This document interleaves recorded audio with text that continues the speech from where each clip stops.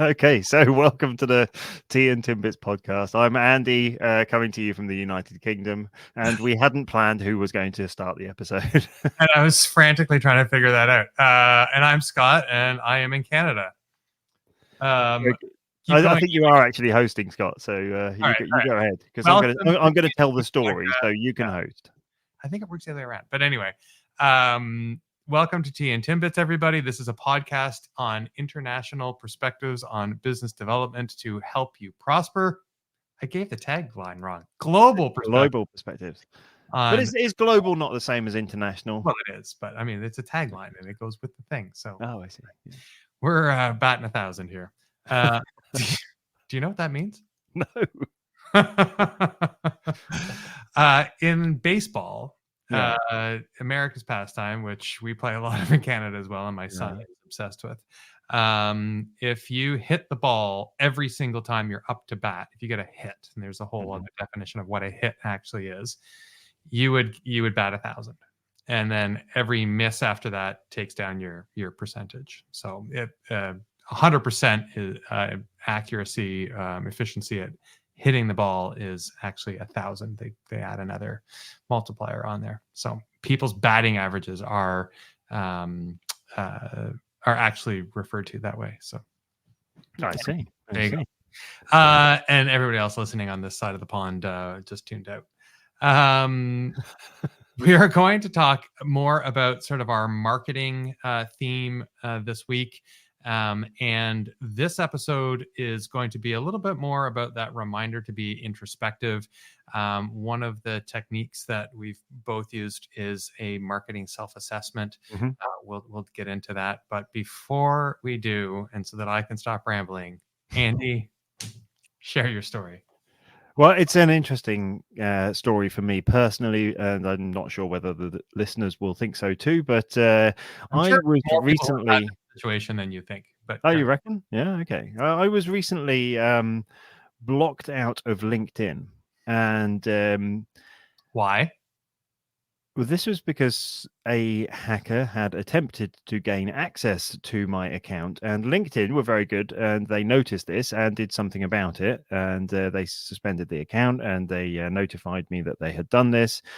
But of course, when it is your primary area for communication with your prospect customers and your future customers, it's a little bit daunting when that is suddenly taken away from you, and you realize that, everything I've been doing and everyone I know is on there, and I don't necessarily have all of their personal contact details because I talk to people on LinkedIn most of the time. And when that tool is taken away from you, it's a little bit concerning.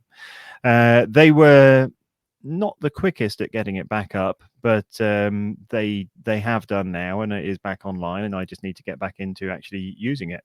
But having the break from LinkedIn also, actually, I have to say, did make me reflect a little bit more on making sure that I have alternative ways of generating business, communicating with my customers, and making sure that I'm not relying on just one tool. So I'd say there's a lesson in there, certainly for me personally, that LinkedIn is fantastic. Make sure that you are using it, but don't rely solely on that, and make sure that you have backups of your information and data.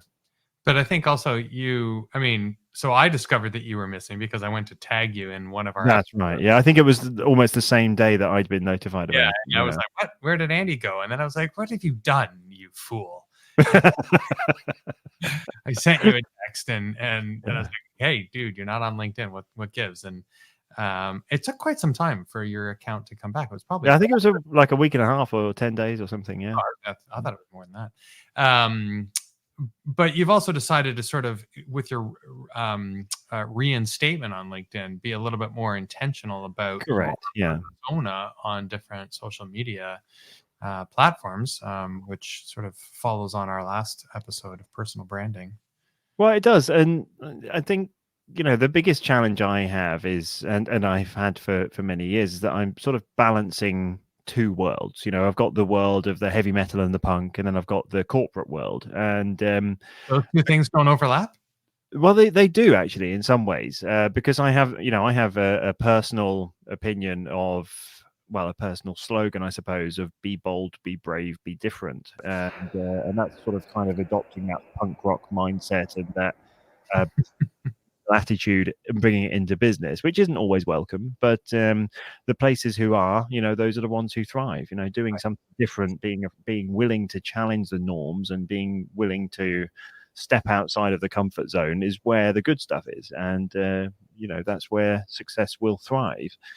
But it does feel like you're a bit of a Jekyll and Hyde sometimes, because you're jumping between these two things, because I dress as I am now, or dress with a suit and a tie, which are things that I'm very comfortable wearing, but that does make me seem a bit out of place in the metal and punk world that I work within. And do you wear a suit to the metal and punk world? Sometimes, yeah. And to be honest, in the US, some of the larger labels and music industry executives are very, very professional, and it is expected that you have a tailored suit and a good tie and well polished shoes and stuff when you turn up at the offices. So it can be very strange. And then there's others who, if you turned up in that, you'd be taken out by the security. Right.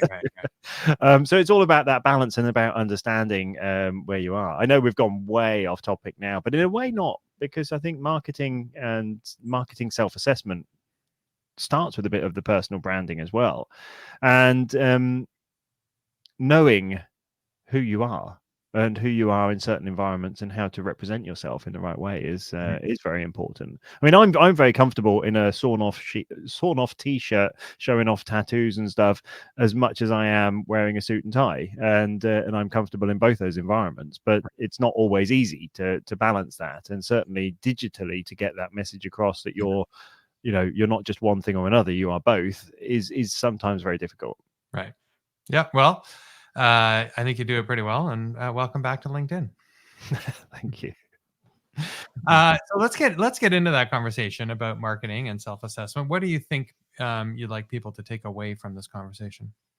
Well, as I touched on just there, I think it's just having that awareness that you are looking at yourself as well as your market, that you're not so focused on how can I get the market to be interested in me, how can I attract the market, but it's about how you're representing yourself. How are you showing up? What is your deliberate choice of who you actually are? And as a company, as an individual, as individuals, what is your persona, your corporate persona and your individual persona, and making sure that you are representing that, and therefore attracting the clients that are going to match with you. Right. So, I mean, when I think of this topic, I guess the scenario that I've seen before is, and this has happened to me at work, is, we'll get a call from a client or a prospect, and they want help with their digital, and there's a parallel there. We operate very much on overlap with marketing, and they want a quick fix. They're not getting inbound leads. They're not nurturing their prospects properly. They think that their website should be doing a lot more, or their digital experience should be doing a lot more to foster and nurture that. And they think that there's a solution they can just buy off the shelf. Just fix it for me. Just give me something better. Just take this and correct it. And you know what? You're going to find lots of people that will sell you something in that situation and convince you that, you're just missing my tool. And I think that's a mistake. And I don't fault anybody for sort of being in that moment and feeling that desire to just, somebody else must have solved this. We got AI these days. What does ChatGPT say? And so I think it is prudent to take a look in the mirror, and before you make that call, think about a few things, and then put that call in context more effectively. So what are the things in your mind that you should think about, that you should reflect on, that should be in that self-assessment before you make that kind of a call? I think actually knowing what your goal is as an individual, as a business, is the first starting point, because if you don't know why you're doing what you're doing, it's very hard to make sure that you create a message and a story around that is going to resonate with your market. And then, of course, the next step is, once you've established what your goal and your purpose and your mission is to have that story, to know your story, and to make sure that you can tell that story in a way that is engaging and exciting, and connects with the audience in the right way. After that, I would say the next thing is understanding who your target customer is. Who is your ideal customer? Who is the person, company, organization, type group of people who this is most relevant for, who it is going to appeal for most, and then focus on building everything around that. Just keep it simple, because those three elements are going to give you a really, really good foundation. Because if you know those three things, then everything else can be built from that. Yeah. And so then I would take it a little bit further. I couldn't agree more. Like, those are the fundamentals. And honestly, the number of times we get into a conversation and one of those three things is missing is very high. Yeah. And the why is often the most overlooked, in my opinion. And then challenging somebody on that, they get defensive. What do you mean? Like, why? Like, who are you to act like? And then they're a bit flustered because they can't answer the question. And it doesn't need to be complicated, right? Like, why is because we need to sell more widgets or whatnot, but it should be a little bit more purposeful than that. Anyway, that's a different episode. Once you're past the sort of the why and the resources, or sorry, why and the audience, I think you need to look at your resources. You should self-assess your own capacity to deliver on a marketing initiative, a marketing campaign.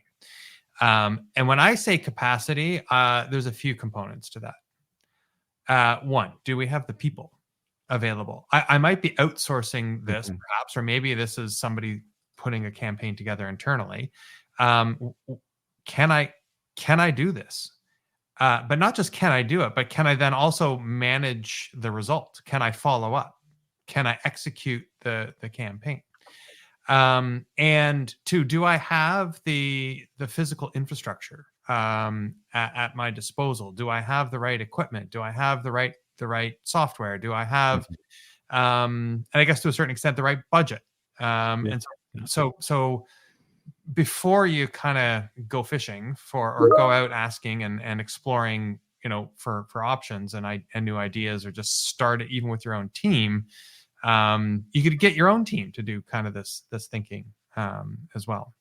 And then there's a few like sort of fundamentals that I think need to be in place. There are certain industries that have particular rules around how you're allowed to communicate and market. And I think that's very true, actually. Yeah. And I think being aware of that is going to be very important in how you then take that next step in developing your message and what it is you're going to be saying. Yes. But as you say, this is a very important part of that, that marketing self-assessment is, are you doing things in the right way? Not only are you doing it for the right people, but you're doing it in the right way. Yeah. Your computer's trying to tell you that you've got an appointment soon. I know, and I can't turn it down without turning you down. So those are a lot of the fundamental things that I think we need to think about when you're actually doing that marketing self-assessment. In that sort of fundamentals, that regulatory kind of assessment, I think you probably know it in your own brain, and then you kind of expect everybody else to know it just as well. Hell, this poor. Somebody else has just dropped into our little recording studio somehow, and now they're gone. That was funny. So the regulatory stuff, you might know it in your own head. You might have an awareness. You might have an assumption that everybody around you, because they're your colleagues or they're your agency partners, knows this as well. But just put it on the list. Just write it down. Just say, let's always remember not to forget these things. Even if you do it on a routine basis, it's easy to go, oh, right, I forgot about that. So anyway, I think then formalizing what you have thought about in this assessment process, in a simple outline, or a more comprehensive brief, can be helpful even if you're doing your own initiative. And No, then, but that's really important, actually, is making sure that you document this process. Is you don't just go through it, then have a session and then leave and go back to doing what you were doing before. right. You know, it's very important that this becomes a foundation of everything that you then do moving forward from Yeah. that point on. Yeah. So awesome. Do you think we sort of covered what we're looking to accomplish there in that conversation? You need to get ready for your next meeting. Okay. It's all right. No, I think we did. I think we've both come at that from the same place. I think we're trying to achieve the same thing in the same way.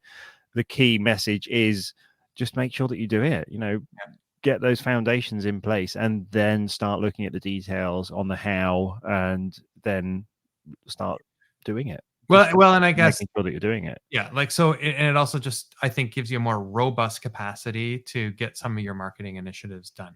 And that this concept, I think, can scale with, like, just making sure you're being really intentional about even the smaller efforts that you do, and the broader, bigger campaigns. Mm-hmm.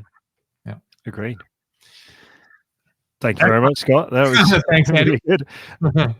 If anyone wants to get in touch with us or find out more about marketing self-assessments, then go to teaandtimbits.com, where you can find ways to get in touch with us or listen to past and future episodes.